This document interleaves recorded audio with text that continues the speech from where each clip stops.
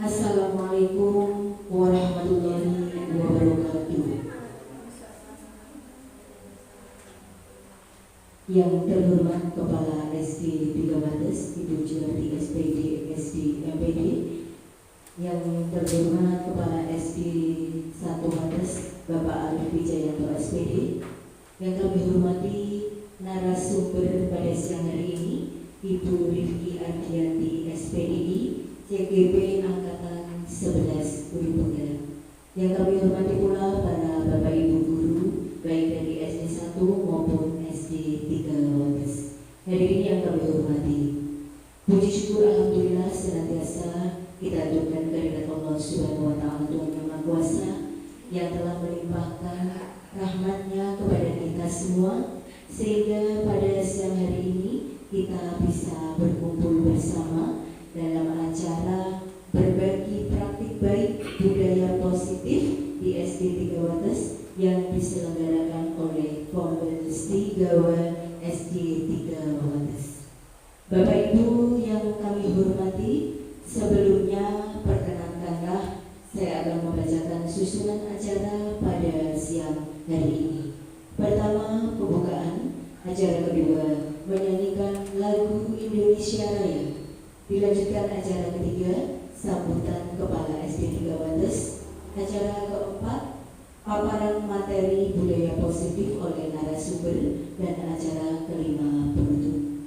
Bapak Ibu yang kami hormati, baiklah marilah acara pada siang hari ini dengan ucapan Bismillahirrahmanirrahim, berbagi praktik baik budaya positif yang diselenggarakan oleh Komunitas Tigawa SD 3 Wates dengan narasumber Ibu Rifki Ardianti SPDI CGP Angkatan 11. Marilah kita mulai dengan bacaan suratul Fatihah bersama-sama. Alaniya Al-Fatihah.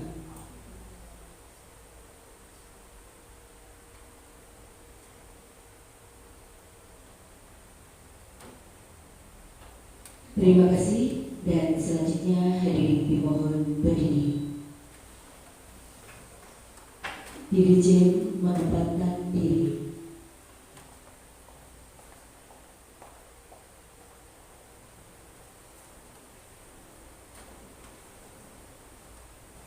Menyanyikan lagu Indonesia Raya.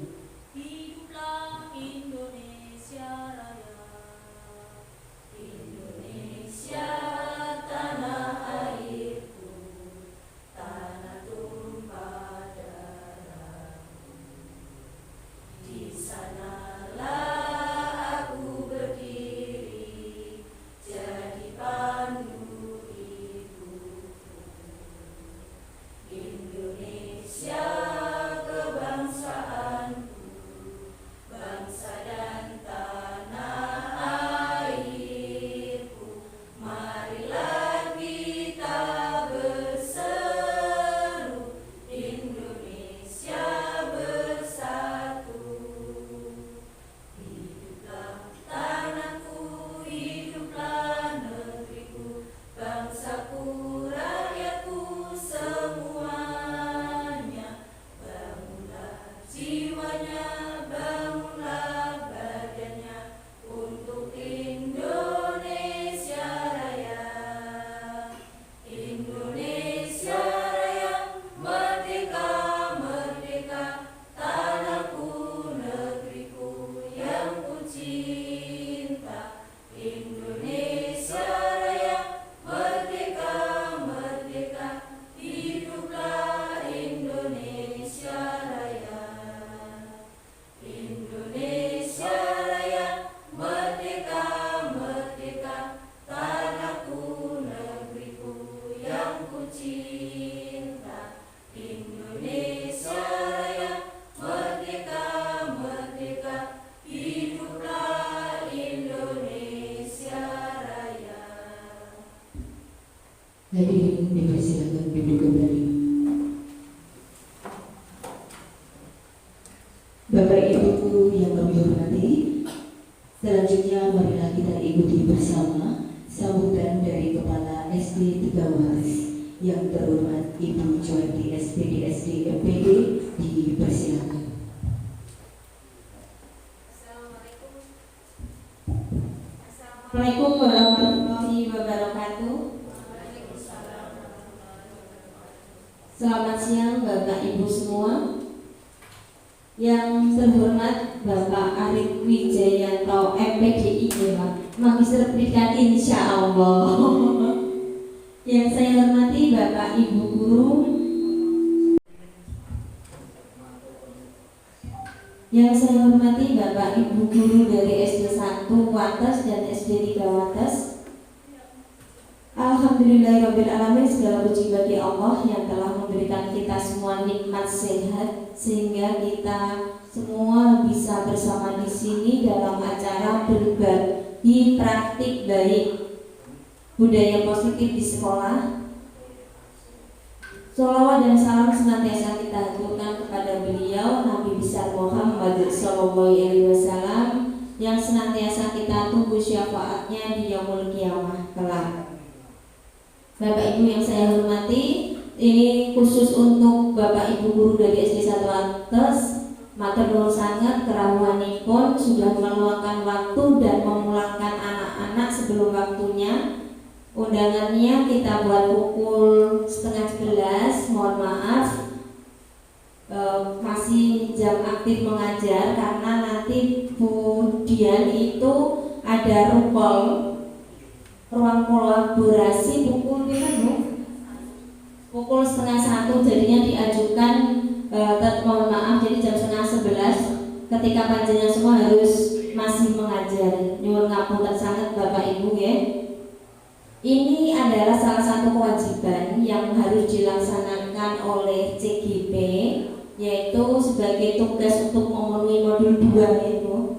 Modul 2 ini harus melakukan diseminasi atau kata lainnya berbagi praktik baik.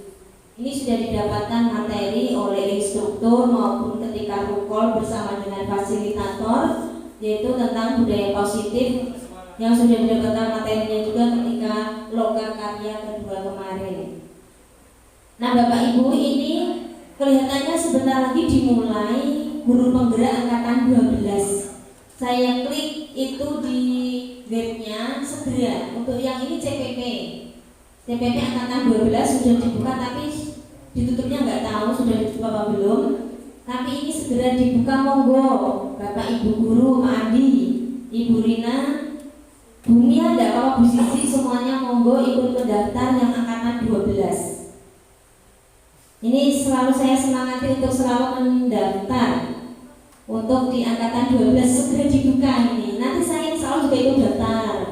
Ayo sama-sama bareng-bareng kita kalau dibuka nih, semoga nanti Kudus menjadi sasaran.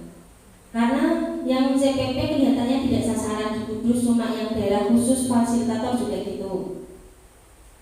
Jadi sekali lagi saya ucapkan terima kasih untuk Bapak Ibu semua.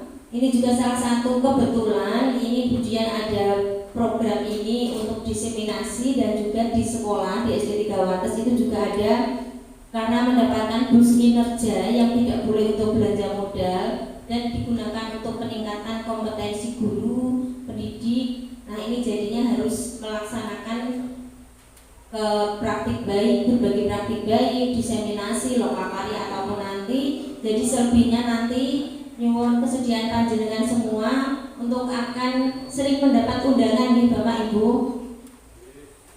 Sering mendapat undangan dari kami untuk melaksanakan berbagi praktik baik seperti ini. Dan alhamdulillah karena di SD 3 Wates sudah terdaftar di PMM untuk komunitas belajarnya, sudah terdaftar dengan ketuanya itu Bu Fitriani. Kita sudah bisa melaksanakan pelatihan, tapi untuk webinar belum bisa Bu Fitri ya. Bu Fitri harus berjuang lagi untuk merevisi aksi nyatanya, gitu. Aksi nyatanya supaya nanti Kombel Stigawa ini bisa melaksanakan webinar. Karena memang anjuran dari BBGP, Kombel itu juga harus terdaftar. Ini baru kemarin diopiai oleh BBGP untuk mendaftarkan Kombel di PMM. Alhamdulillah Kombel kita di SD 3 Wates sudah terdaftar di PMM. Terima kasih untuk Bu Fitri karena yang lain belum sampai di ini harus di kurikulum sudah selesai, harus selesai sampai aksi nyata nih Bu, baru bisa mendaftar Kombelnya di PMM. Jadi sekali lagi matur nuwun sangat atas kerawuhan Bapak Ibu semua sudah meluangkan waktunya, dan juga mohon maaf apabila kami dalam menerima panjenengan semua Pak Arif nggih nyuwun ngapunten apabila ada kekurangan entah itu hidangan atau apapun, karena tidak ada yang segar-segar atau yang dingin-dingin di sini ya. Yang menyenangkan mawon air putih karena sekarang banyak yang kelebihan gula. Ya, kurang olahraga ya Pak. Terima kasih sekali. Dari saya cukup sekian. Wabillahi taufiq wal hidayah. Wassalamualaikum warahmatullahi wabarakatuh. Saya serahkan kembali ke Bu Puji.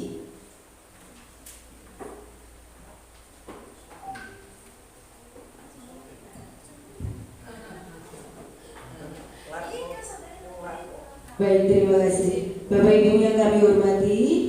Selanjutnya adalah paparan materi budaya positif oleh narasumber. Namun sebelumnya akan saya bacakan terlebih dahulu biografi dari narasumber kita. Nama Ibu Rifki Ardianti SPDI, tempat tanggal lahir Kudus 18 September tahun 1991, alamat Desa Mutlak Gang 2 Unda. Mari kita sambut narasumber kita, Ibu Rifki Ardianti SPDI. Kami persilakan.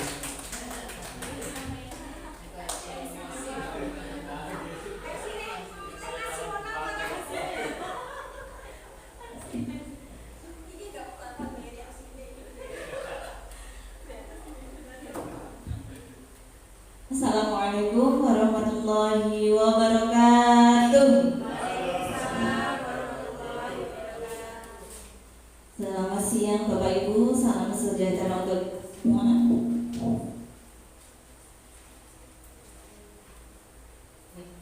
Yang terhormat beliau Ibu Juwarti SPD SD selaku Kepala SD Tigawates, Bapak Arif Wijayanto SPD SD selaku Kepala SD 1 Wates, dan Bapak Ibu Guru SD 1 dan SD 3 Wates yang berbahagia. Terima kasih atas kerawuhan Bapak Ibu di SD 3 Wates ini. Sebuah penghargaan yang luar biasa untuk saya hari ini berkesempatan untuk berada di sini. Sebenarnya saya ini juga masih guru biasa seperti Bapak Ibu semua ini. Bahkan Bapak Ibu lebih hebat, lebih senior dari saya. Cuma karena sebuah kewajiban dalam tugas guru penggerak ini, salah satunya adalah saya harus menyampaikan apa yang sudah saya pelajari yaitu di kegiatan diseminasi budaya positif ini. Nah, ya Bapak Ibu, selanjutnya Bu Fitri. Nah, ini berarti dulu oke. Bapak Ibu, saya persilahkan untuk tersenyum dulu ya. Ya, tersenyumnya jangan cuma 1-2 detik, selama 30 detik. Bapak Ibu silahkan tersenyum dulu sampai 30 detik ya. Masih berjalan ya. Oke, senyumnya cantik, tolong didokumentasikan. Bucu sama Pak Arif juga saya persilahkan tersenyum selama 30 detik ya. 30 detik ditahan ya. Baru 15 detik Bapak Ibu, ayo pertahankan tersenyum. Coba kita lupakan masalah-masalah kita. Kita lupakan dulu tagihan-tagihan kita mungkin ya yang mengganggu pikiran kita. Dan tenangkan pikiran kita 30 detik. Oke, sudah, terima kasih Bapak Ibu. Tepuk tangan untuk kita semua. Sudah bahagia beneran apa belum? Oh, masih belum. Tinggal tua bentar lagi muda ya. Oke, Bapak Ibu, ini adalah kesepakatan forum diseminasi yang akan kita jalani hari ini ya. Ada dua pemantik yang sudah saya siapkan. Ini adalah contoh kesepakatan dalam sebuah kelas ya. Yang pertama, kita menghargai siapapun. Setuju nopo mboten? Setuju ya. Yang kedua, menjadi pendengar yang baik. Boleh diganti atau setuju? Setuju. Oke, silakan untuk yang ketiga. Napa malih Bapak Ibu? Dilarang merokok.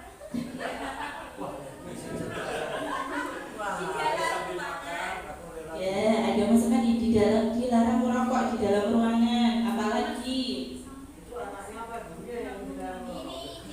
Ini dalam acara ini Pak.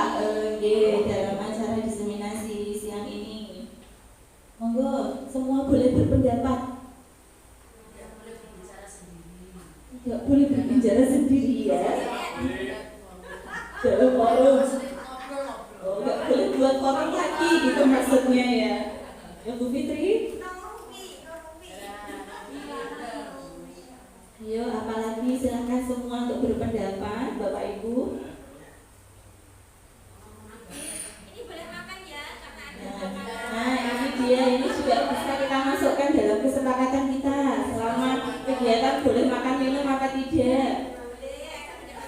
Nah, boleh makan dan minum. Oke, masih apa sudah cukup? Aktif ya, bagus ini ya, aktif dalam kegiatan. Jadi Bapak Ibu nanti harus aktif. Ada tambahan lagi? Ada kegiatan, ada tambahan lagi? Apa sudah cukup untuk kesepakatan kita? Oh iya, setuju ini saya. Pulang tepat waktu berarti kita nanti sampai jam, kita sepakati ya, sampai jam 12:04. 12:04.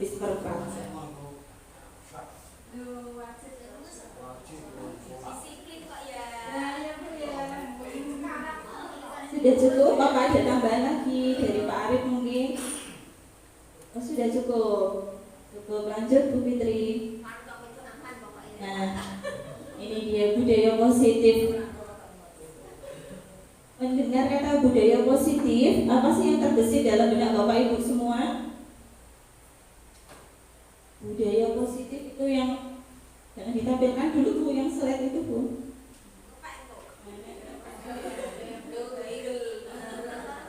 Boleh pakai mikrofonnya sih. Kepalanya ada plus-plusnya. Oke, sudah ada plus-plusnya, jadi di otak kita itu serba positif gitu ya. Budaya positif berarti kira-kira itu budaya yang bagaimana atau kebiasaan yang bagaimana? Silahkan Bapak Ibu boleh berpendapat. Budaya yang baik-baik Bu, semuanya pokoknya baik. Semuanya pokoknya baik. Ya, semuanya baik. Ada tambahan lagi? Ayo silahkan. Tidak ada yang salah dalam berpendapat.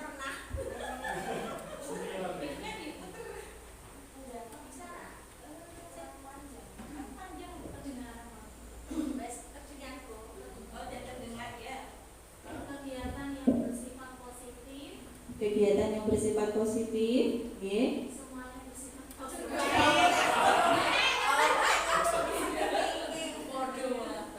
Ada positif thinking, pokoknya kegiatannya yang baik-baik. Dari positif kembali ke positif. Pokoknya hasilnya juga positif. Kalau budaya, Ya, Pak. kalau budaya adalah merupakan kebudayaan atau kebiasaan yang diterapkan dan menjadi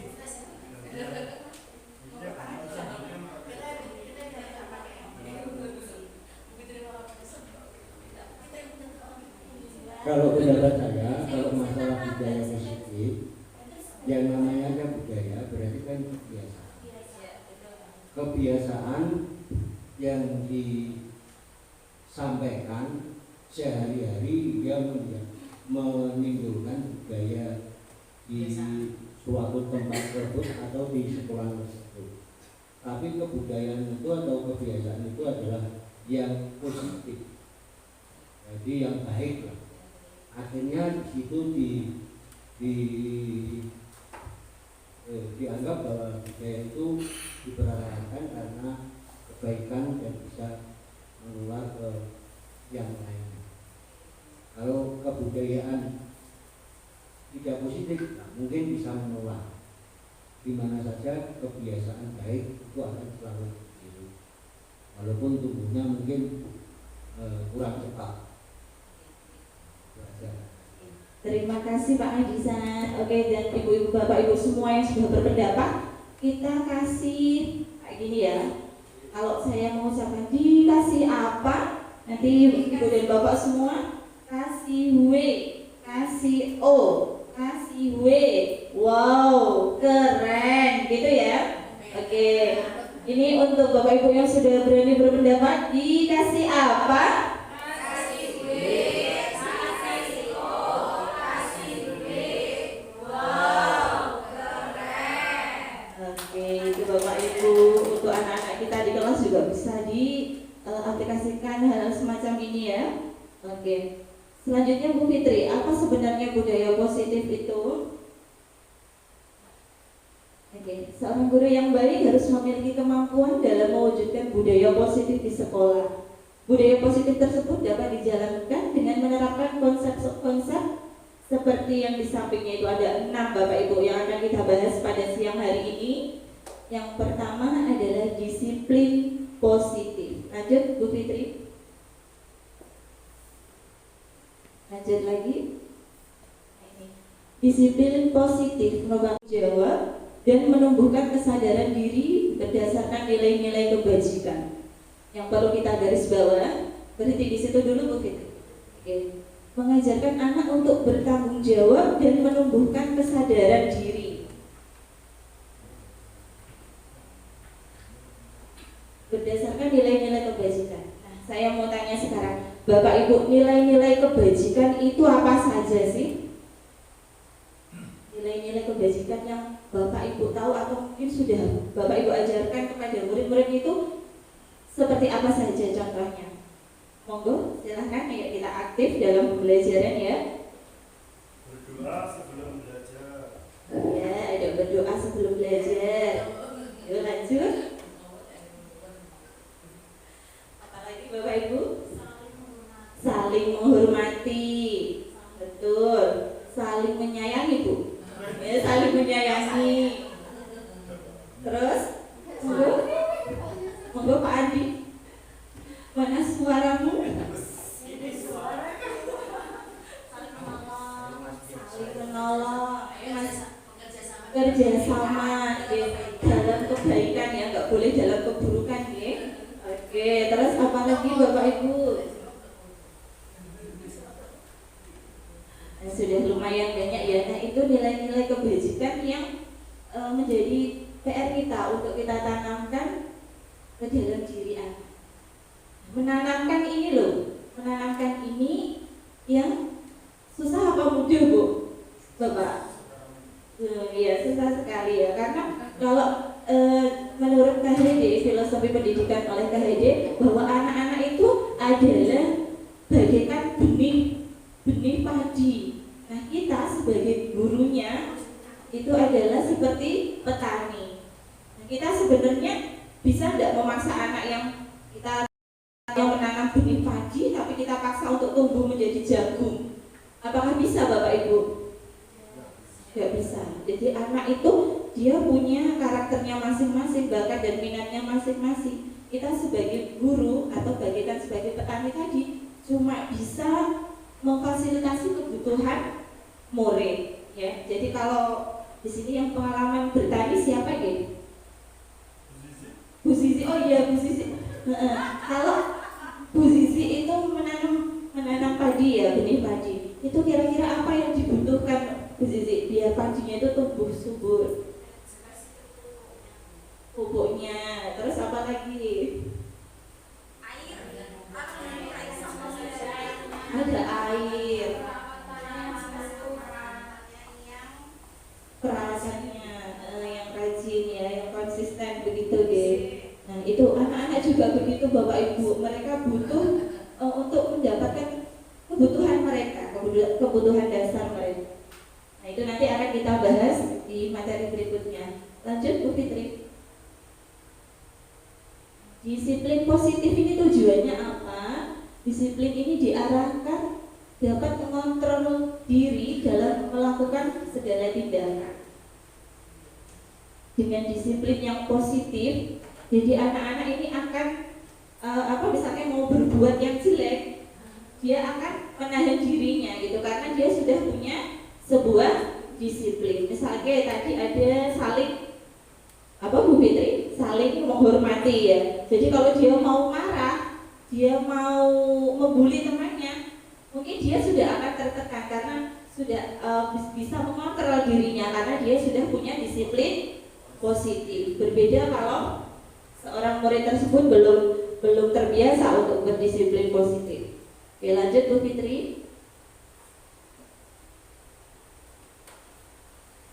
Disiplin positif dapat membuat murid memahami dan menyadari berdasarkan motivasi internal, bukan akibat paksaan, ujian maupun hukuman. Nah, sekarang saya mau tanya dengan Bapak Ibu semua sudah hadir di sini, kira-kira itu motivasinya apa? Untuk mendapatkan pengetahuan, atau di situ ada paksaan, ujian atau hukuman?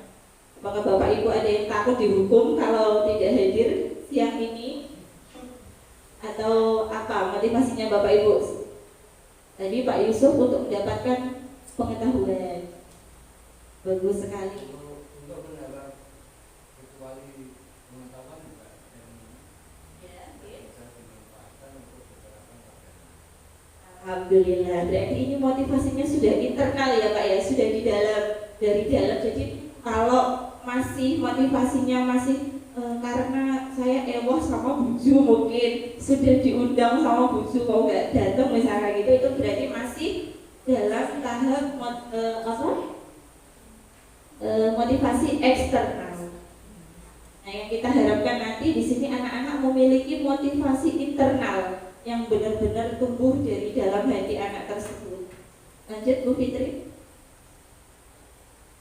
Nah, ini tadi Bapak Ibu kan sudah menjawab nilai-nilai kebajikan ya, nilai-nilai kebajikan yang tadi disebutkan, mungkin masih ambil ini yang mana. Nah, nilai-nilai kebajikan yang akan kita tumbuhkan pada anak-anak tentunya berpedoman pada 6 karakter dalam profil pelajar Pancasila. Kenapa ini pedomannya? Karena kita tahu bahwa ini akan muncul pada rapor pendidikan anak-anak, gitu ya.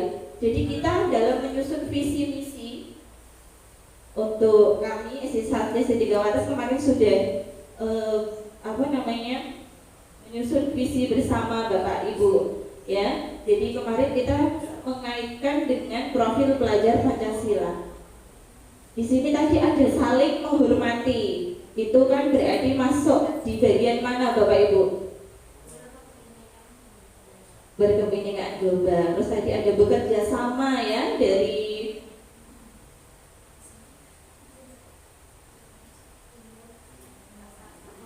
Bu Nur Hasanah tadi menjawab bekerja sama, itu berarti masuk dalam poin bergotong royong. Terus ada apa lagi tadi?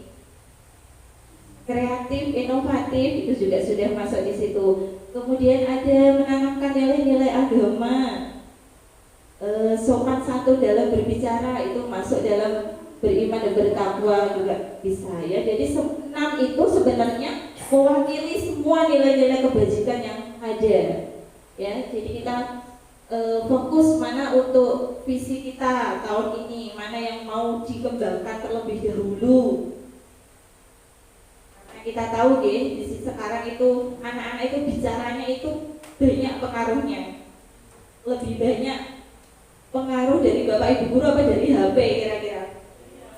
Nah, itu yang berbahaya. Jadi kadang anak-anak mengatakan hal-hal yang tidak kita sangka, loh kok bisa bicara seperti itu. Nah, jadi kita mulai menanamkan karakter ini pada anak-anak dari sekarang.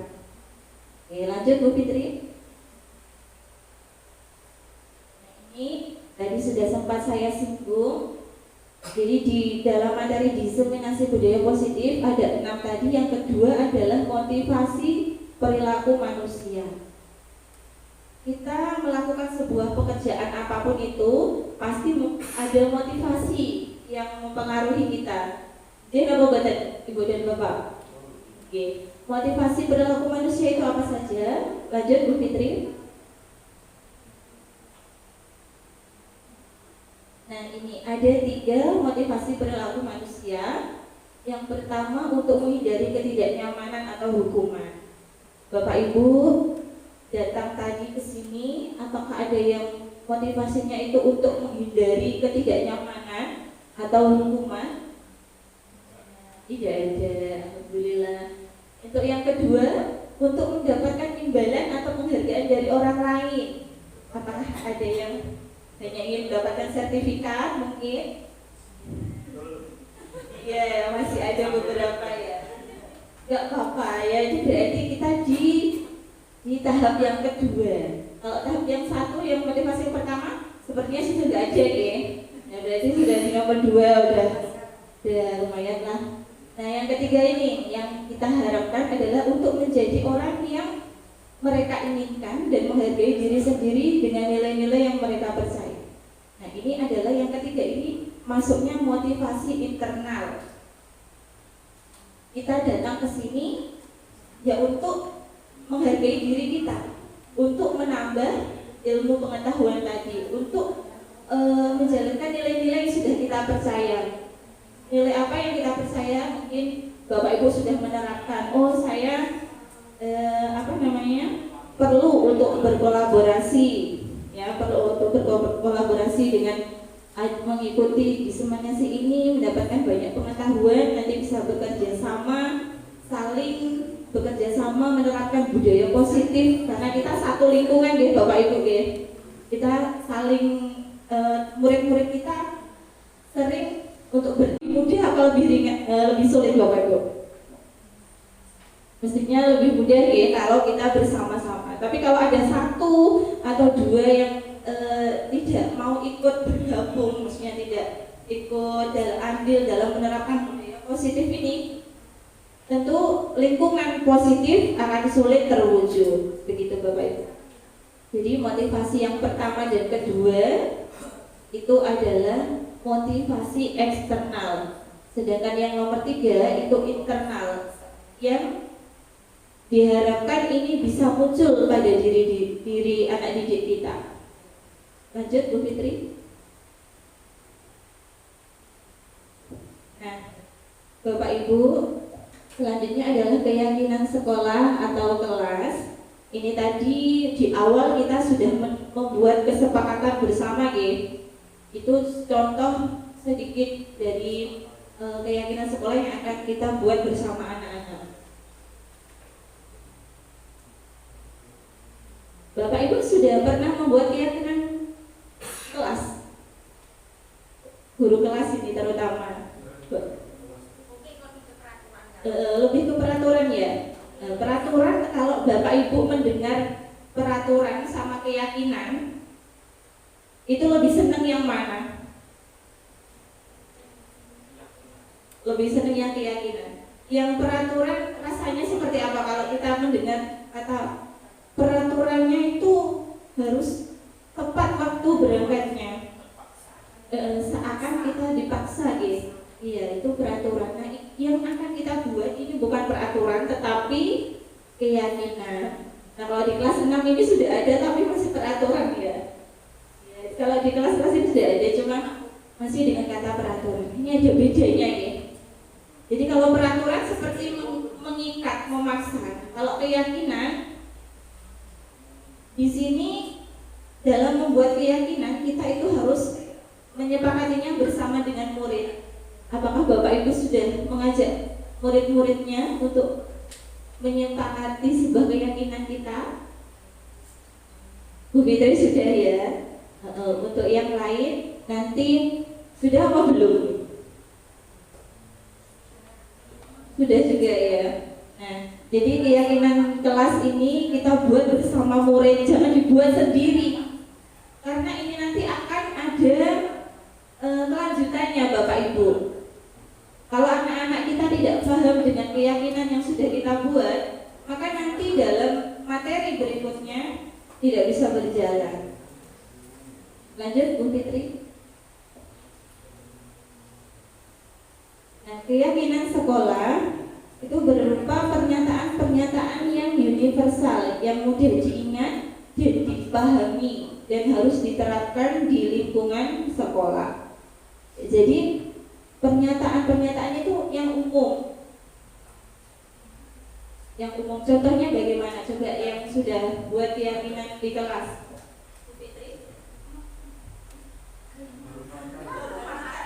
Yang sudah Bu Sisi, keyakinan kelas yang sudah diterapkan.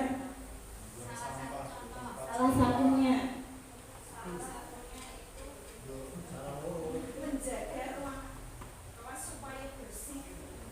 menjaga ruangan tetap bersih. Nah itu ya. yang membuang sampah itu sembarangan. Oke. Ada berapa Bu keyakinan yang sudah ditanamkan di kelas? Ada 3. Nah, ya Bapak Ibu, kita nggak usah terlalu banyak ya. Buat keyakinan di kelas sampai 20 misalnya, itu susah anak-anak untuk mengingat. Ya, misalnya di kelasnya Bu Sisi itu masalahnya adalah kebersihannya itu kurang misalnya ya. Yang berkata kotor biasanya Sama berkata. Nah, kita fokuskan mungkin itu dulu untuk semester ini, kita perbaiki dulu. Kita buat keyakinan kelasnya menjaga ruangan tetap bersih dan menjaga sopan santun begitu. Saya teringat sama kelasnya Mas Andi. Ini ada mungkin kesepakatan atau kebiasaan. Setiap dia masuk kelas, itu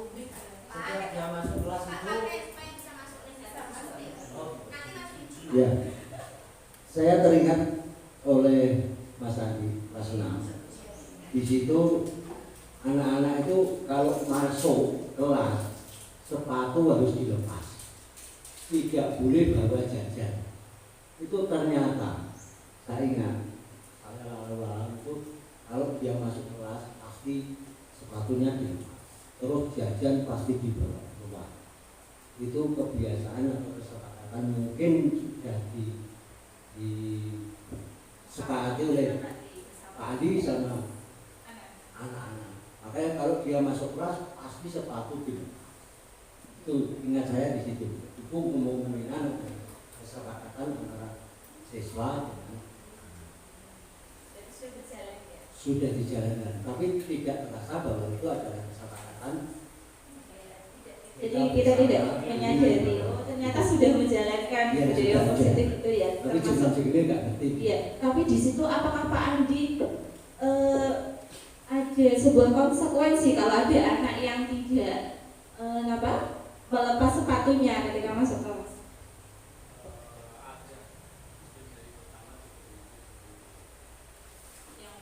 Berarti yang kalau satu kali melakukan dikasih peringatan. Kemudian ada lagi?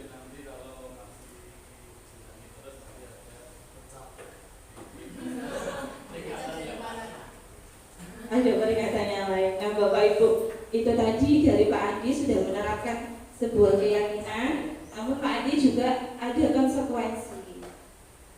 Nah, di sini nanti kita akan belajar tentang konsekuensi dan juga restitusi ya Bapak Ibu. Mungkin apa sih yang disebutkan Budia? Mungkin ada yang belum pernah mendengar ya, kata restitusi atau sudah Pak? Oh. Lagi. Ini banyak sekali kata-kata baru yang saya temukan ini Pak. Jadi dengan biar ikut merasakan dan mendapatkan ilmu baru. Ini contoh keyakinan kelas ya.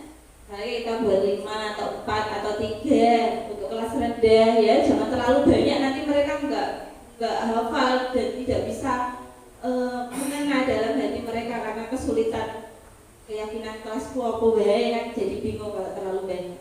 Ini contohnya saling menghormati dan membantu, mengerjakan tugas tepat waktu, menjaga kebersihan, aktif dalam pembelajaran, merasa senang dan nyaman. Contoh keyakinan kelas. Jadi keyakinan kelas ini berarti kalau namanya yakin itu kan sama dengan percaya gitu.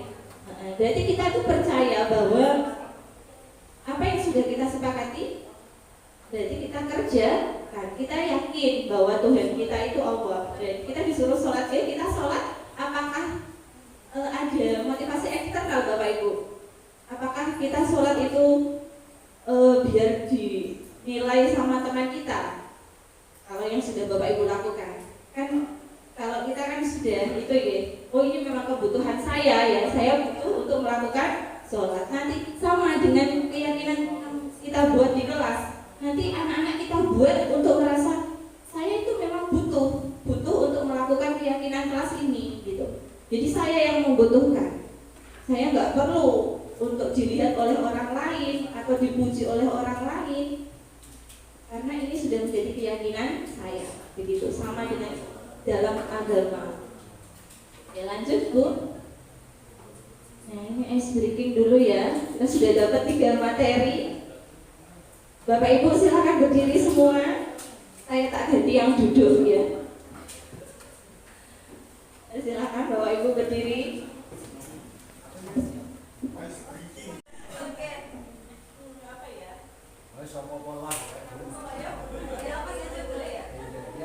Oke, keluhnya begini ya Bapak Ibu. Bapak Ibu senang apa ini ya? Saya senang Makanan atau apa yang disukai? Buah atau hewan atau apa yang mau apa ini? Buah ya? ya. Oke, nama-nama buah. Oke. Saya akan menyebutkan 1 nama buah.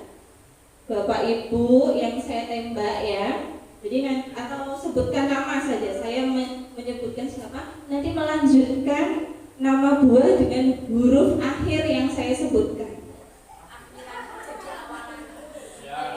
Paham nama buatan ya? Paham. Saya ulangi. Misal ya Pak ya, saya menyebutkan apel. Bu Fitri?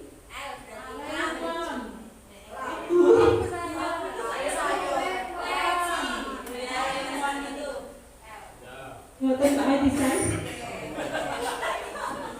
Aku soalnya pengalaman. Seperti itu ya Bu ya. Oke, siap ya.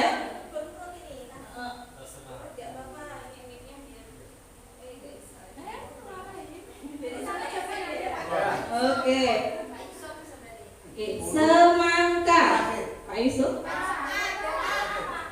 Apel.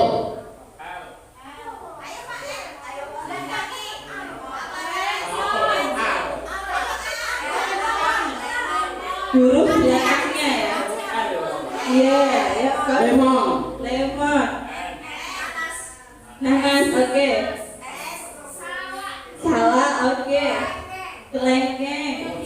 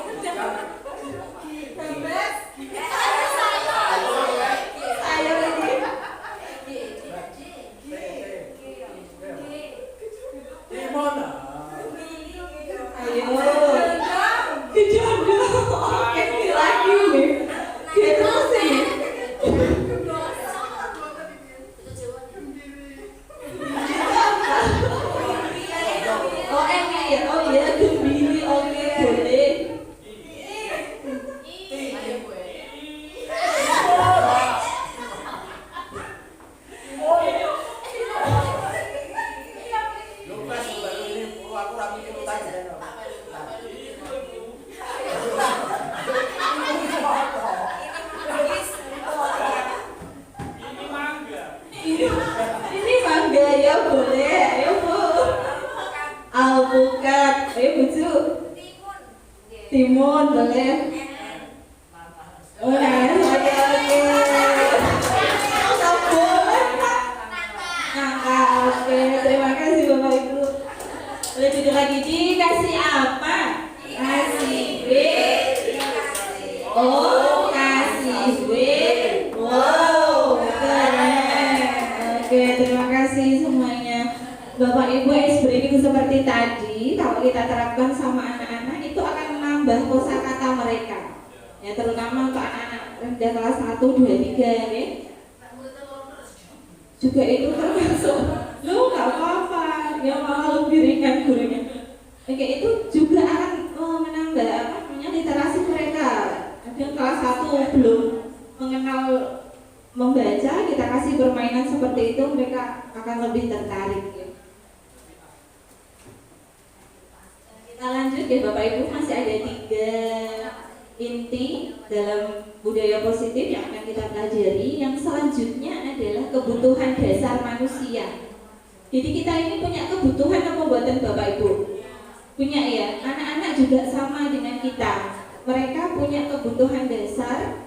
Jadi bagikan tadi padi itu memiliki kebutuhan agar ia dapat tumbuh dan bisa kita panen begitu.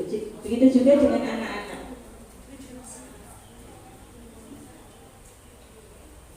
Nah, ini Ketika seorang murid melakukan suatu perbuatan yang bertentangan dengan nilai-nilai kebajikan atau melanggar aturan, sebenarnya itu dikarenakan karena mereka gagal memenuhi kebutuhan dasar mereka.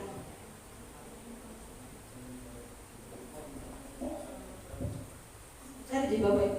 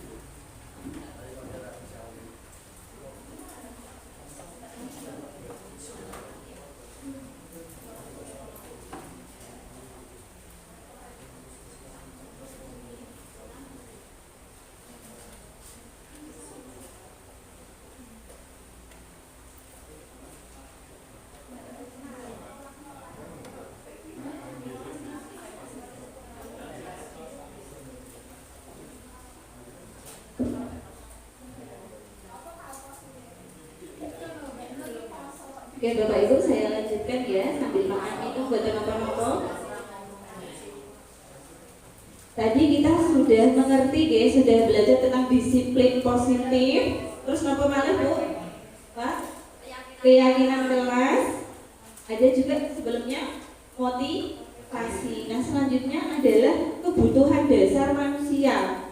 Tadi ada sebuah pernyataan bahwa seorang murid yang melakukan sesuatu yang bertentangan atau pelanggaran itu disebabkan karena mereka sebenarnya itu gagal untuk dasar mereka itu sebenarnya apa saja. Lanjut Bu Fitri. Nah ini dia Bapak dan Ibu. Ada 5 kebutuhan dasar manusia. Bapak Ibu juga sama ya. Bapak Ibu juga membutuhkan 5 kebutuhan ini. Coba dibaca. Baca Pak Yusuf, monggo. Oke. Kebutuhan dasar yang pertama bertahan hidup. Makan minum. Ya, makan Iya, betul minum, sekali. dan sebagainya. Kemudian kedua kasih sayang dan rasa diterima. Apa tak ngabisan contohnya Pak? Disayang gurunya maksudnya. Bocah-bocah anak itu kita perlu memberikan rasa kasih sayang sebagai ganti orang tuanya. Kalau di sekolah kita menjadi orang tua bagi murid-murid.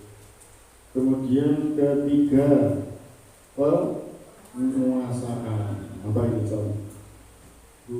Gizi. Yang belum bisa dibayangkan nanti akan kita bahas Bapak. Kemudian kebebasan. Iya, Nah, ini kebebasan. sering yang berkaitan dengan anak ini masih sering senang bebas Bu. Iya, Apa tidak ada gurunya bebas Pak. Nah sekarang gitu. kita saja pengen bebas. Wah, iya. Kemudian, nah ini yang terakhir kesenangan. Mereka mempunyai kesenangan masing-masing. Ada yang laki-laki itu senangnya main sepak bola. Kadang sampai di dalam kelas tidak ada gurunya. Nah itu perlu di apa ya, diatasi. Oke, terima kasih Pak Yusuf. Jadi kebutuhan dasar manusia. Jangan mati-mati, Pak. Pancingan nih, Pak. Iya, ini sangat berkaitan. Oh itu mati kok mati di mic-nya. Oke, jadi kebutuhan dasar manusia yang pertama adalah bertahan hidup, kemudian kasih sayang dan rasa diterima.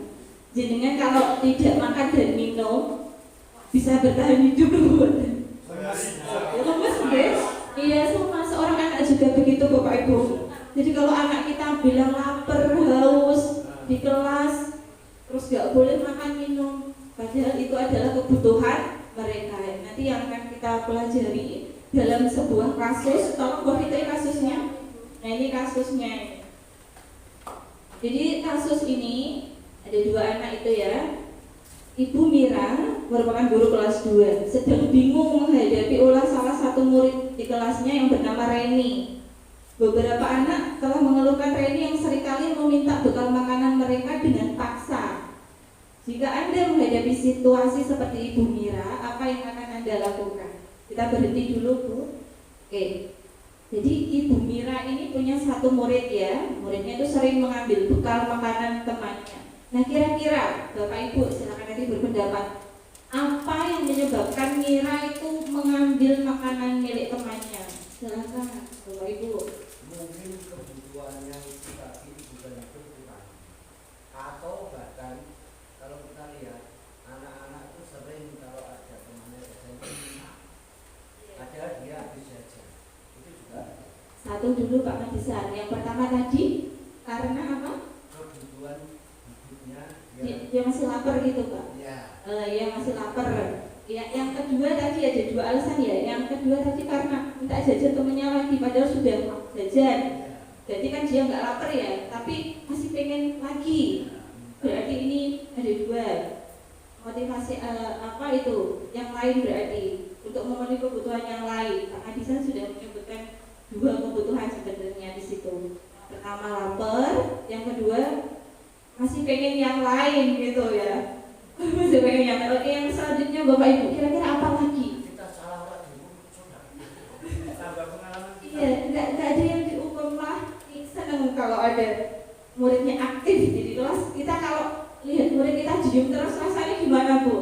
Wah, mumet juga. Mumet gitu Pak? Iya, menang terus bingung ya. Jadi kita jadi bingung ya, nggak tahu karpen apa. Nah, silahkan ibu-ibu ini yang belum berpendapat ini. Kira-kira kenapa murid tersebut kok sampai meminta bekal makanan temannya? Masih ada kayak dibawakan bekal, jadi sama dan dia lapar gitu. Bisa juga kurang perhatian. Oke. Emang anaknya usil. Oke. Oke, kita upas satu persatu Bu Fitri. Yuk, slide berikutnya. Alasan yang pertama, jika alasannya Reni itu perutnya lapar karena tidak dibawakan bekal makanan oleh ibunya, maka di sini Reni sedang memenuhi kebutuhannya yaitu bertahan hidup. Bapak Ibu di sini sudah mendapatkan untuk kebutuhan ini apa belum dalam kegiatan kita? Sudah ya, nah, ya. Makanya ada makan dulu minum sama dengan murid-murid kita. Saya tuh sedih kalau ada murid yang belum sarapan. Saya tuh jadi boleh karena tadi kesepakatan kita kan boleh makan dan minum karena untuk bertahan hidup. Oke, anak-anak juga begitu ya Bapak Ibu. Jangan sampai nanti di kelas ada anak yang lapar tapi kita paksa untuk tetap belajar, malah nanti jadinya pingsan gitu. Lanjut Bu. Alasan yang kedua, oke. Jadi karena dia merasa senang temannya melaporkan tindakannya itu pada gurunya, lalu guru memberitahu orang tuanya sehingga orang tuanya jadi memperhatikan dia, maka kebutuhan dasar yang sedang dipenuhi oleh Reni adalah kebutuhan akan kasih sayang. Lapar dia. Ada tidak anak yang seperti itu? Banyak. Banyak ya. Nah ini kenapa ini kok bisa begitu ya? Padahal sudah makan ya. Ini kenapa kok masih begini? Nah ini berarti karena dia kurang kasih sayang Bapak Ibu. Kurang kasih sayangnya ini di mana? Yang perlu kita cari. Apakah di rumah atau karena di sekolahan atau bagaimana? Jadi kebutuhan anak-anak ini yang tidak terpenuhi, jadi akan mengarahkan perilaku mereka bertentangan dengan keyakinan yang sudah kita buat. Lanjut Bu Fitri, ini ada alasan yang ketiga. Karena temannya menjadi takut dengan dia dan menuruti keinginannya, maka sebetulnya Reni saat itu sedang memenuhi kebutuhan akan kekuasaan. Jadi kalau ada murid kita itu meminta bekal tadi itu karena biar temennya itu pada takut sama dia. Kayak kalau di sini tuh katakannya kayak jagernya gitu biar tukang malak atau Pak Radisannya itu berarti dia itu sedang memenuhi kebutuhan akan kekuasaan. Dia ingin berkuasa begitu. Jadi sebenarnya kita semua juga punya ya kebutuhan seperti ini. Bapak Ibu pernah nggak merasa saya itu juga ingin sebuah kekuasaan? Bapak Ibu pernah nggak merasakan yang kebutuhan ini? Punya kira? Iya harus berkuasa. Nah itu juga yang dibutuhkan oleh anak-anak ya. Bapak Ibu anak-anak kita kadang karena dengan kebutuhan pengen memenuhi yang kebutuhan kekuasaan itu, jadi mereka menjadi menakut-nakuti semua temannya ya, diusili semua biar takut sama anak tersebut. Alasan yang berikutnya yang keempat, karena dia merasa bosan dengan bekal makanan yang itu aja yang dibawa sama ibunya, maka ia ingin mencoba berbagai macam makanan yang lain. Nah, di sini berarti Reni sedang memenuhi kebutuhan apa, Bapak Ibu? Kebebasan. Jadi Bapak Ibu pernah bosan apa tidak? Sering. Lagi sama anak-anak kalau di kelas, kalau disuruh di kelas terus kira-kira bosan kah buatan Bapak Ibu? Bosan. Ya, jadi kita sering-sering lah membuat anak-anak itu biar gak bosan tuh gimana? Karena kalau kebutuhan itu tidak terpenuhi, nanti ya akan muncul masalah-masalah baru. Atau anak itu tadi dia caranya aku itu supaya bebas, kadang di kelas nggak bisa teratur kayak gitu ya. Karena kita sebenarnya belum memenuhi kebutuhan akan kebebasan. Begitu Bapak Ibu. Ini untuk refleksi kita bersama ya. Jadi saya juga sama-sama belajar dengan Bapak Ibu karena teori itu kayaknya mudah, ya. Tapi kalau dijalankan itu loh, sama konsistennya itu yang memang perlu semangat yang tinggi dari Bapak Ibu. Ya, yang kelima, ini alasan yang berikutnya adalah karena ia melakukannya karena iseng saja, dan ia menikmati ekspresi wajah teman-temannya yang kesal ketika diambil makanannya. Jadi dia merasa melihat temannya diusir itu kayak sesuatu yang lucu. Maka di sini Reni sedang memenuhi kebutuhan apa Bapak Ibu? Kesenangan. Jadi dia itu untuk bersenang-senang. Dia nggak sadar kalau di atas kesenangannya itu sedang menyakiti orang lain. Jadi bersenang-senang di atas penderitaan orang lain gitu ya. Nah ini dia Bapak Ibu 5 kebutuhan dasar manusia yang harus kita pahami. Jadi ketika murid kita melakukan kesalahan, Bapak Ibu jangan langsung menyalahkan anak ya, kita telusuri. Begitu ya. Sampai sini bisa diterima Bapak Ibu? Oke, lanjut Bu. Nah, posisi kontrol restitusi. Apalagi ini? Nah ini kata-kata baru Pak Yusuf ya, restitusi. Dan aja kita berhenti sejenak ya Bapak Ibu.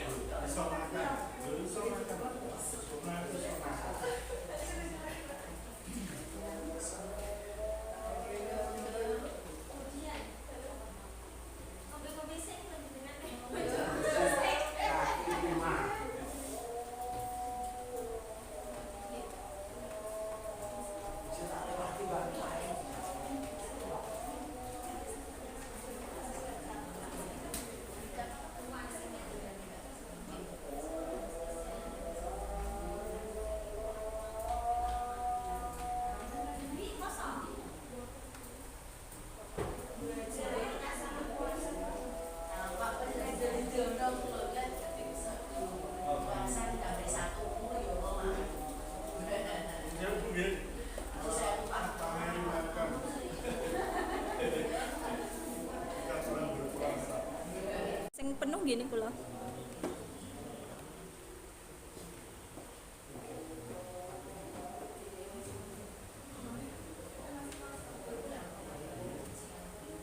Oke, Bu Fitri tolong diulangi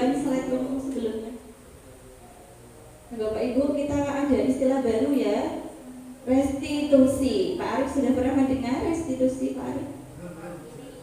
Hari ini ya, sama dengan yang lain. Kecuali Bu Fitri ini sudah handal ini ya, karena sudah pernah, sudah mahir Bu Fitri restitusi ini.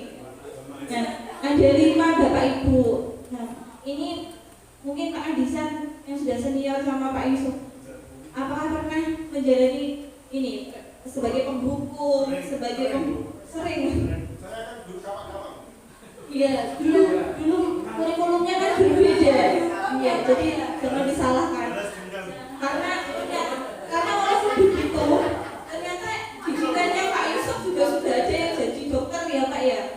Iya. Dulu sekolah di SDO, gurunya galak-galak. Nggih. Setelah saya jadi guru ya saya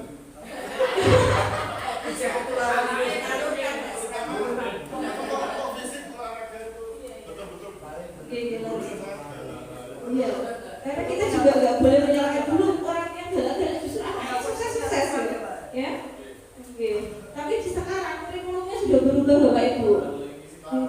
Setelah ada hukuman untuk ada laporan kita agak Karena itu ya. Kemarin agak keras, tapi setelah ada aturan-aturan ini kita karena ini kan kembali kita lagi. Kalau Oke. Leres Pak. dulu memang anak yang kurang disiplin atau apa, mungkin saya suruh lari, saya suruh push up, itu tujuannya hanya anak itu biar tidak mengganggu temannya. Iya, begitu. Iya Bapak Ibu. Hukum maupun Iya. Tapi itu tujuannya untuk kebaikan anak ya Pak. Nah, yang sudah berjalan adalah kita membuat peraturan, kalau nggak ditaati ada konsekuensinya begitu ya Bapak Ibu ya. Tapi kalau di restitusi itu tidak ada konsekuensi Bapak Ibu, tidak ada hukuman. Nah, seperti apa terus nanti prakteknya? Nah, itu yang nanti adalah puncak pembelajaran kita hari ini yang diharapkan nanti Bapak Ibu praktek begitu di kelasnya. Nah, dari lima posisi ini yang paling diharapkan adalah kita menempatkan diri sebagai manajer. Seperti apa sih posisi sebagai manajer? Tolong Bu Fitri slide berikutnya. Oh iya, ini di antara kelima posisi kontrol yang sebaiknya dilakukan oleh guru adalah sebagai manajer. Lanjut. Sebagai manajer, guru dapat berbuat sesuatu bersama murid, mempersilahkan murid bertanggung jawab, dan mendukung murid agar dapat menemukan solusi. Kita langsung saja menyimak videonya Bu Fitri. Jadi Bapak Ibu bisa langsung lihat prakteknya. Salam dan bahagia Ibu dan Bapak guru Langsung ke permasalahan. Video kali ini kita akan membahas tentang salah satu program disiplin positif yang diterapkan. Nah, ini adalah contoh kasus ya Bapak Ibu. Silakan disimak. Siang Sarah. Siang Pak. Sudah lama nggak ketemu Sarah. Kenapa hari ini ada di sini? Kesel Pak, kesel banget. Masa aku dikatain tukang fitnah Pak? Ya aku marah lah. Aku balik ngatain Eka di depan kelas. Kesel banget. Oh begitu. Ya pasti kamu marah dan kesal. Bapak juga akan marah apabila ada yang menuduh Bapak seperti itu. Kemudian pada saat itu kamu mau melakukan apa? Ya saya langsung ngatain Eka lah Pak. Kesel banget. Saya bentak-bentak dia di depan teman-teman lain. Oh begitu. Pasti kamu melakukan seperti itu karena suatu alasan tertentu kan? Iyalah, masa saya diam saja Pak? Ya saya bela diri lah. Masa saya dituduh tukang fitnah? Ya wajar lah. Mempertahankan harga diri itu sesuatu yang penting buat kamu. Untung kamu tidak bertindak lebih gegabah lagi, hanya membentak-bentak. Iya Pak. Untung saya masih bersabar dan hanya membentak saja. Sudah gemes padahal. Saya pasti bela diri lah. Ya pasti ya. Tapi kamu mau memilih untuk tetap bertahan dan bersabar. Kamu memilih untuk tidak berbuat lebih parah lagi, bukan? Iya. Nah, sekarang coba kita lihat lagi tindakan kamu yang bentak-bentak Eka di kelas. Tindakan kamu itu kira-kira sesuai dengan keyakinan kelas atau prinsip kamu tidak? Enggak lah Pak, capek Pak jadi pemalas. Jadi keyakinan atau prinsip mana yang kurang sesuai dengan keinginan kamu? Ya, saya sebenarnya sangat menghargai orang lain. Mungkin saat itu saya menjadi emosi, jadi tidak menunjukkan sikap itu. Kamu meyakini tidak? Menghargai orang lain itu penting buat kamu. Yakin lah Pak. Iya, ini kita harus saling menghargai. Namun ada juga keyakinan yang kita sepakati yang perlu kita jalankan apabila kita sedang marah, bukan? Ya, saya bisa lebih proaktif, mulai dengan diri sendiri. Saya bisa jadi lebih bersabar, mengambil waktu jeda untuk berpikir mau apa selanjutnya. Kira-kira kamu bersedia memperbaiki masalah ini tidak? Bersedia Pak. Kalau kamu memperbaiki masalah ini, kamu akan menjadi orang seperti apa? Saya akan menjadi orang yang bertanggung jawab kali ya Pak. Dan senantiasa proaktif. Iya, menurut kamu bagaimana rasanya menjadi orang seperti itu? Ya nyaman lah, bangga bisa bersabar dan menahan diri. Baiklah kalau begitu. Yuk kita pikirkan bagaimana memperbaiki masalah ini. Sudah cukup Bu Fitri? Bapak Ibu, itu tadi adalah tahapan segitiga restitusi yang diharapkan akan kita jalankan untuk murid-murid kita Bapak Ibu. Setelah kita menyimak video tadi, apakah ada sebuah hukuman yang diberikan untuk anak tersebut? Tidak ada, ya. Nah, di situ ada 3 tahapan dalam restitusi. Lanjut Bu Fitri. Lanjut lagi. Oke, berhenti. Dalam pelaksanaan segitiga restitusi ada 3 tahapan. Yang pertama adalah menstabilkan identitas. Jadi ketika anak itu berbuat salah, Bapak Ibu, kita stabilkan dulu identitasnya. Jadi kita angkat dulu murid kita, tapi perlahan kita tunjukkan. Langsung dibanting ya Pak ya. Jadi kita angkat dulu. Oh iya Bapak Ibu tahu marah, Bu Guru juga pernah marah gitu ya. Kita manusia biasa, kita pernah melakukan kesalahan yang sama seperti yang dilakukan anak-anak. Jadi kita stabilkan dulu identitasnya. Tadi dalam kasusnya Sarah itu kan marah-marah ya. Tetapi Bapak gurunya menstabilkan identitas Sarah. Beliau mengucapkan, Sarah, wajar kalau kamu marah, begitu ya tadi ya. Wajar kalau kamu marah. Bapak juga akan marah kalau mendapatkan perlakuan seperti yang kamu dapatkan. Itu kita stabilkan identitas. Kemudian tahap yang kedua adalah kita memvalidasi tindakan yang salah. Oke. Jadi setelah kita stabilkan ya, karena seorang anak yang sedang emosi kalau terus kita tambah jadi apa ya Bapak Ibu?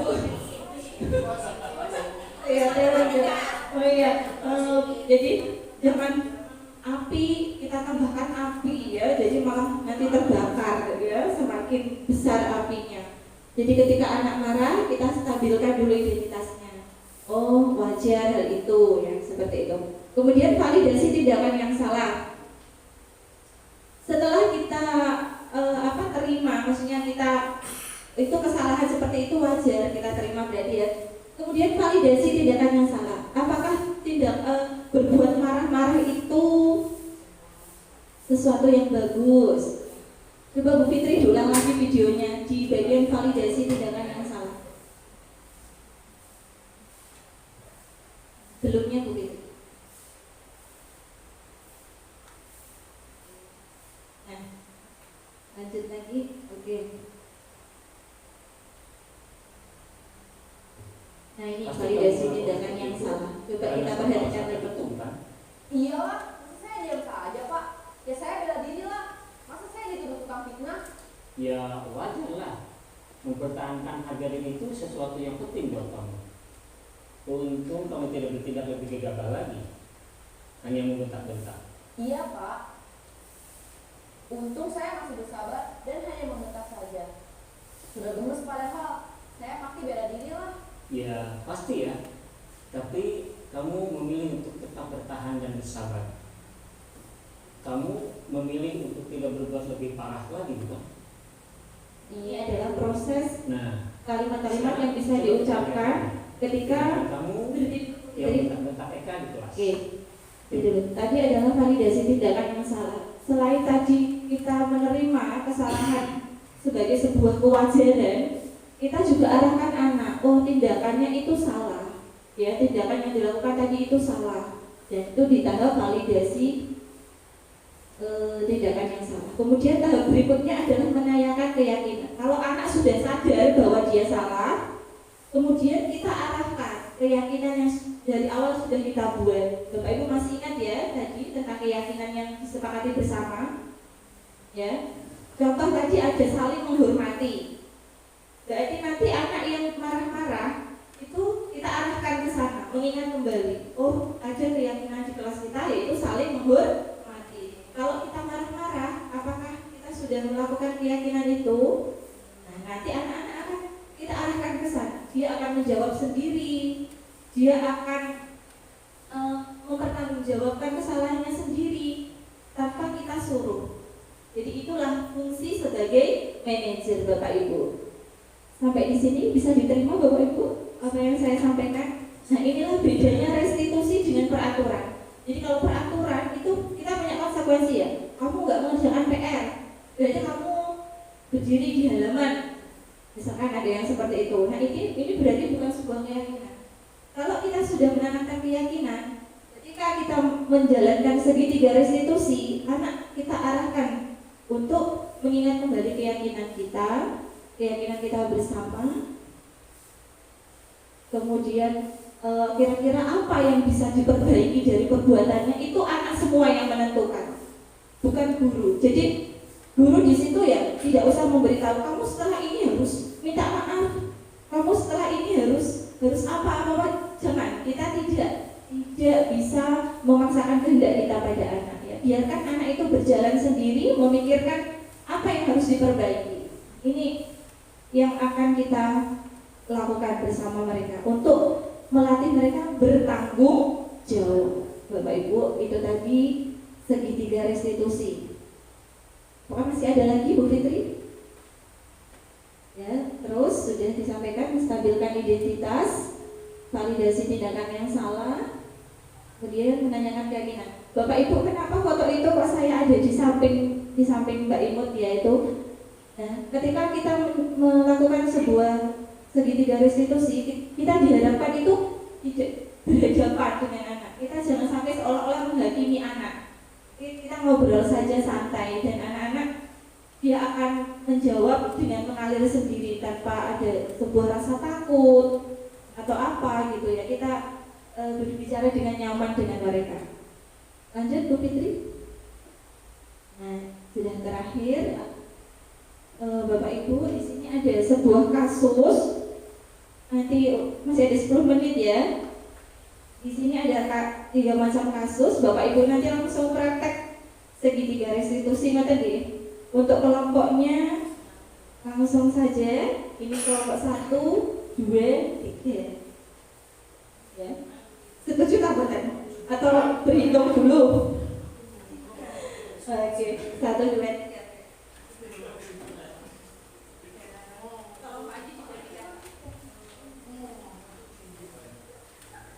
Iya, ada sebuah kasus silakan dibaca Bapak Ibu. Nanti ada yang jadi murid sama ada yang jadi gurunya.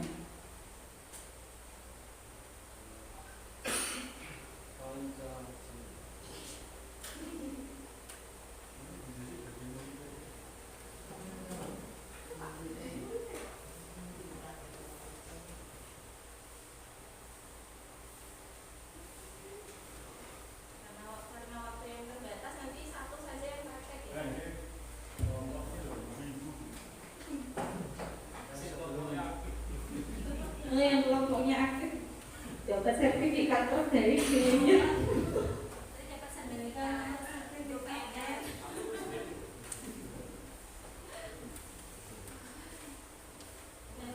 Bapak Ibu, dari kasus itu diharapkan nanti Bapak Ibu bisa melaksanakan 3 tahapan segitiga restitusi. Jadi ada menstabilkan identitas, ada validasi tindakan sama. Kemudian yang satu menanyakan keyakinan. Silakan kalau sudah siap boleh. Boleh Bu, kita coba sharing Iya. guru pemerintah. Dari dulu, dari awal sampai akhir saya mengamati bahwa di situ itu kenapa di sini kasus ini selalu kita ngambil pasti anak-anak yang sudah menengah. Maksud saya adalah anak-anak SMP.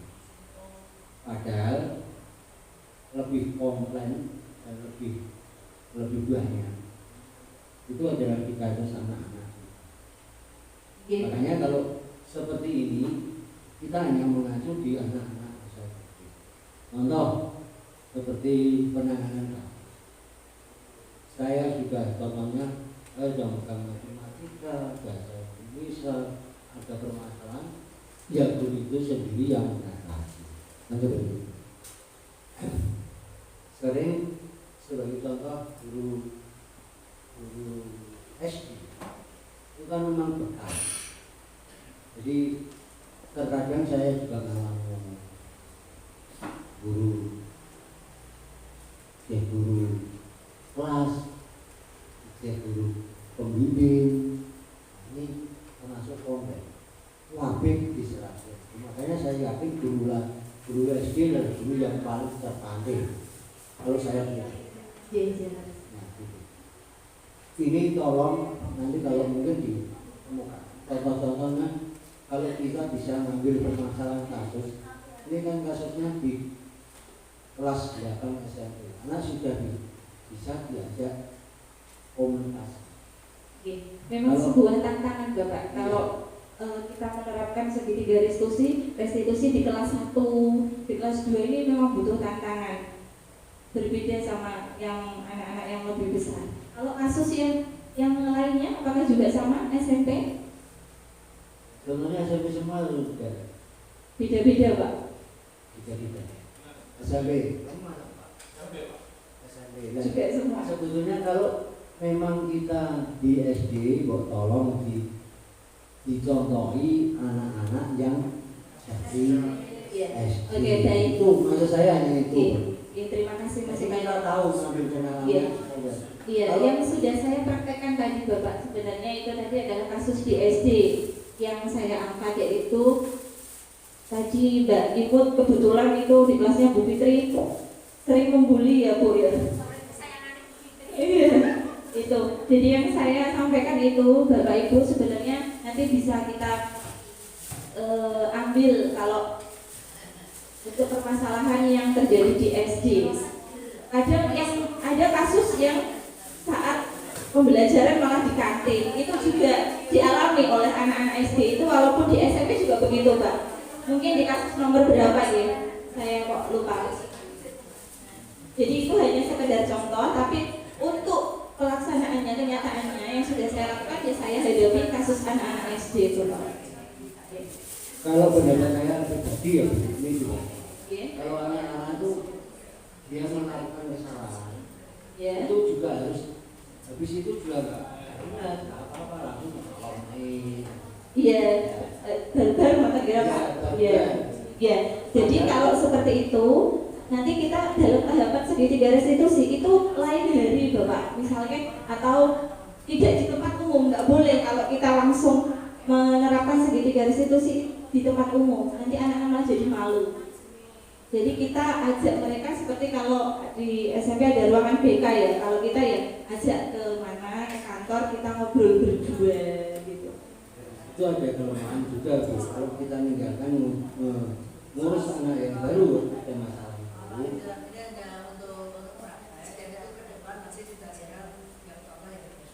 Ya biar yang mudah-mudah nanti bisa muncul itu betul. Oh Kalau iya. saya sih cuman 1 hari 2 hari kan. Iya Bapak. Iya. Kira-kira terjadi nggak di SD seperti itu? Lalu yang sudah dibaca Bu Zizi, kasusnya seperti apa tadi Bu? Tentang apa? intinya, inti permasalahannya.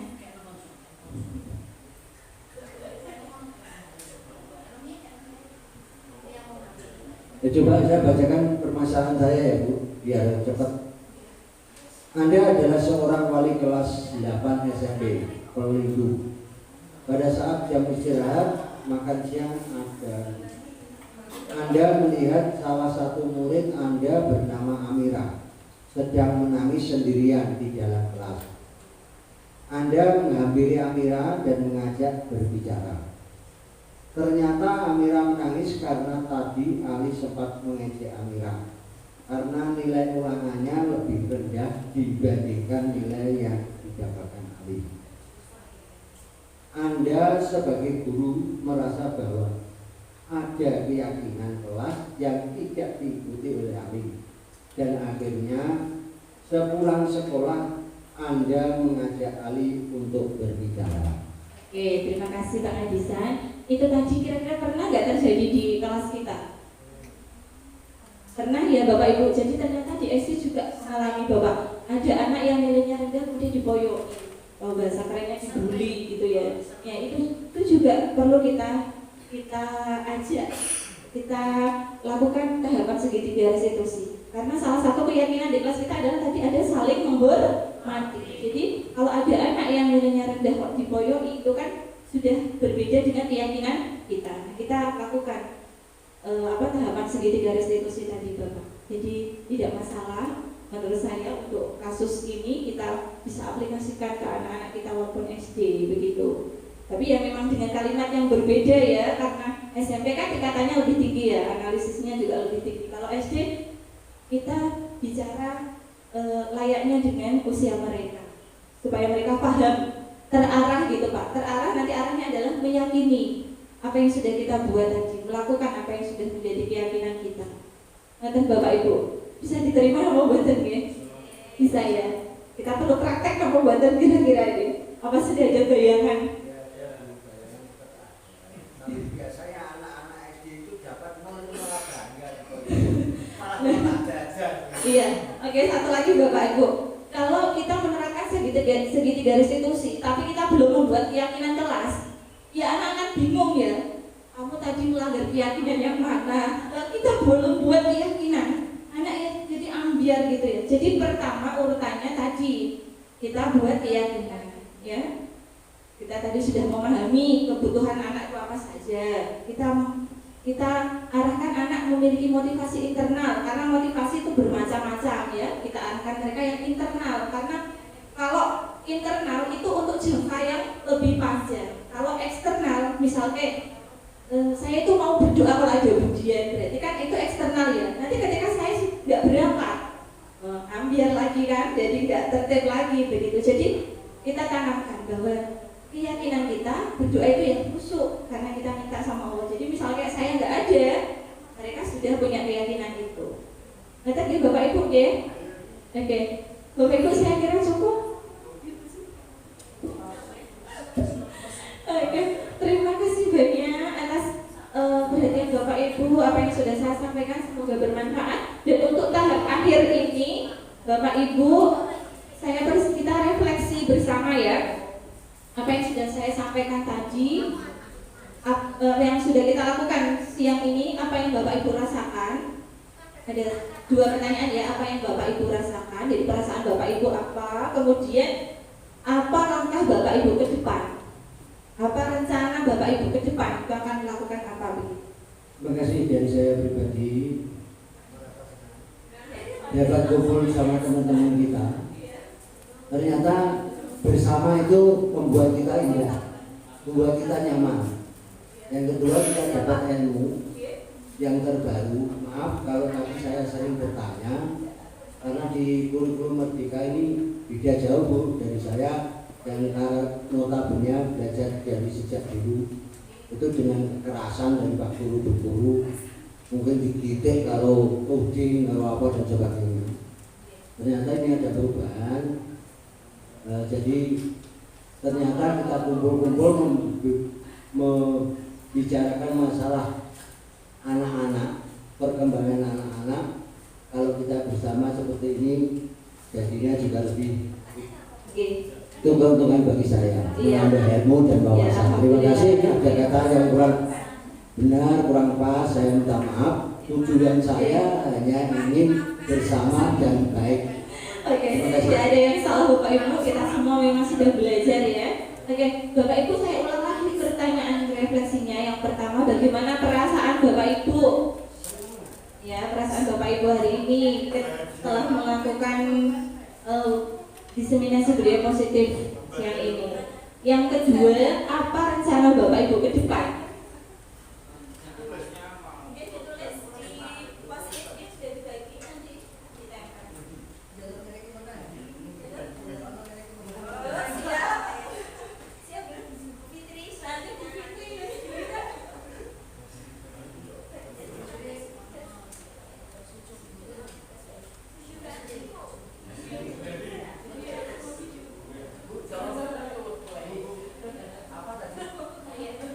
Perasaan Bapak Ibu hari ini setelah mengikuti diseminasi budaya positif. Oke. Yang pertama itu perasaan, yang kedua rencana ke depan. Rencana yang akan Bapak Ibu lakukan setelah dikasih ilmu baru hari ini. Berubah mindset. Bahasanya kok bahasa tinggi, Pak. Rasanya lebih sebisa yang kami mampunya akan saya terapkan di sekolah di kelas kita. Yang penting itu sampai itu.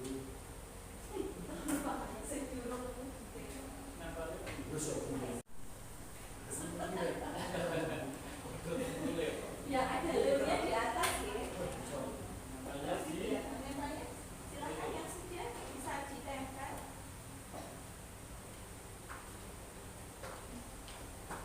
Pak usah ngomong di mau apa mampukan malah ngomongin pasar.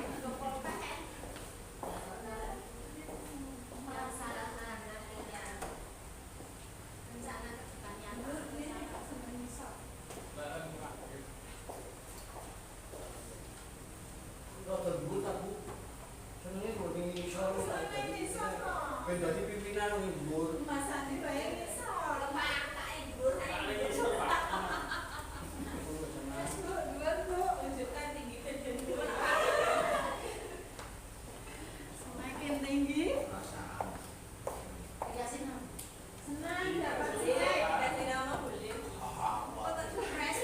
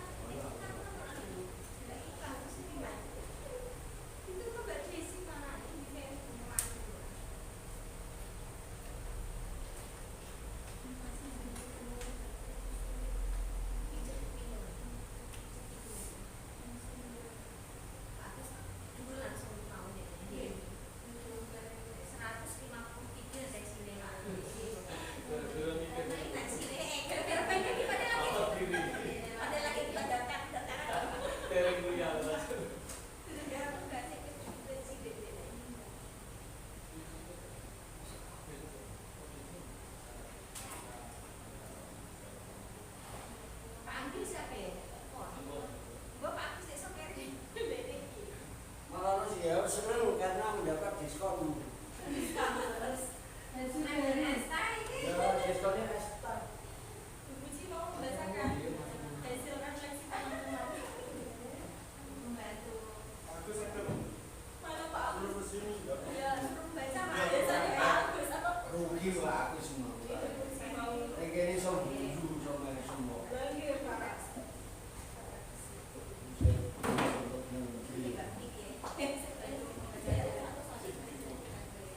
Baik Bapak Ibu, akan kami bantu untuk membacakan refleksi dari Bapak Ibu semua.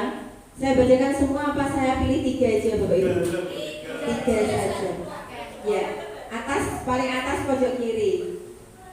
Dengan jawabannya, perasaan saya hari ini mengikuti diseminasi adalah menyenangkan. Yang kemudian untuk plan kedepannya adalah mempraktikkan budaya positif. Oke, masuk. Oke, lanjut lagi yang tengah. Perasaan saya setelah mengikuti kegiatan ini merasa senang dapat wawasan baru. Oke. Langkah kedepannya agar diadakan seminar lagi akan menerapkan ke siswa. Maksudnya ada 2. Yang pertama kedepannya diadakan seminar lagi. Yang kedua akan diterapkan ke siswa. Oke, bagus. Selanjutnya paling bawah. Ini yang penuh dengan simbol. Membacanya bagaimana ini? Perasaannya happy sambil tersenyum. Ayo ibu-ibu semua, bapak-bapak senyum. Happy. Kemudian rencana kedepannya adalah memperbaiki hidup. Hidup yang bagaimana? 5 kebutuhan pokok dasar terpenuhi. Seperti saat ini kita sudah terpenuhi semua ya Bapak Ibu ya. Oke, baik, tepuk tangan untuk Bapak Ibu semuanya. Terima kasih. Dikasih apa? Dikasih B, dikasih O, dikasih B. Wow, keren. Tepuk tangan semuanya. Bapak Ibu, terima kasih semangatnya hari ini luar biasa sekali. Kita jadi termotivasi untuk buat seminar lagi. Ya Bu Ju ya. Oke, silakan Bapak Ibu ditunggu undangannya ya untuk yang kegiatan kita berikutnya karena masih banyak kegiatannya sudah kita jadwalkan. Jadi Bapak Ibu jangan resah, jangan gelisah ya untuk sertifikat, pokoknya los nanti banyak sertifikatnya. Oke. Bapak Ibu, terima kasih untuk kehadirannya hari ini, semangat dan refleksi ke depan yang akan Bapak Ibu lakukan. Yang baik-baik tadi silahkan diambil, yang kurang baik dari saya mohon dimaafkan ya. Saya akhiri, wassalamualaikum warahmatullahi wabarakatuh.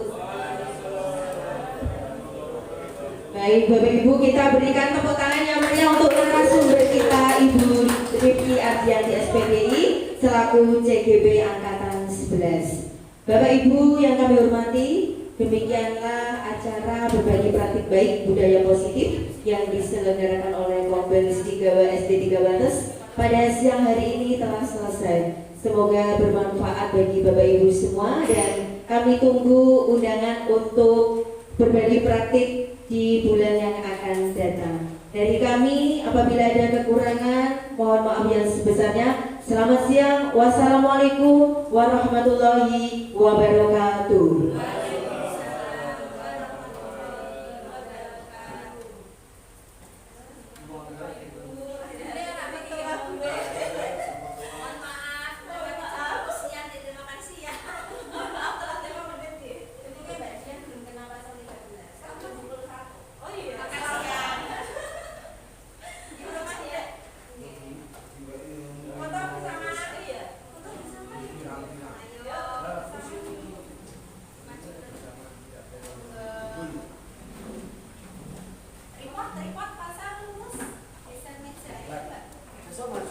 Oke, TV 2 boleh.